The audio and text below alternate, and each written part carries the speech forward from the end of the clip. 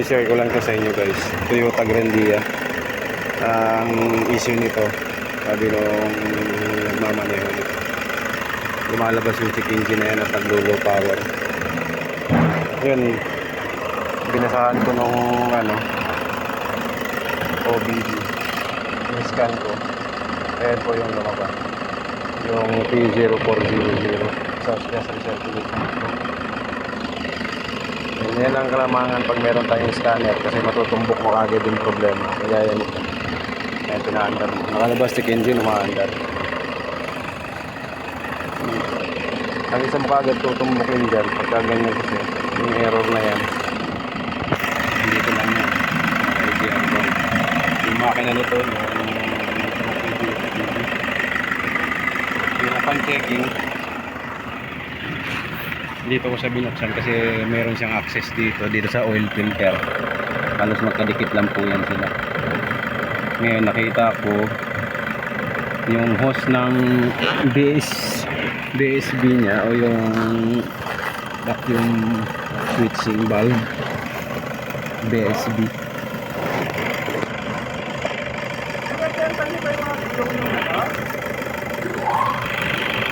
Ayan.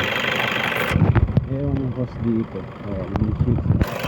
Pagka ginalaw mo siya, wala, hindi ko makita kasi yung hose po na to, pag ginalaw ko siya, meron siyang hissing sound na parang sumisipol siya pa. Ayan. Ayan. Makikita nyo po, biak yung hose na yan. Ayan. Biak.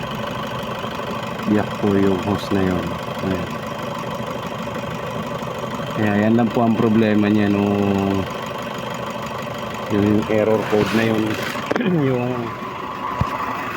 nakalitaw na error code po na yun. P0400 na error code. Yan gagawin ko, dudugtong ko po muna. Ayan na, nadugtong na natin yung hose. Ang gagawin natin, ibubura natin siya rito.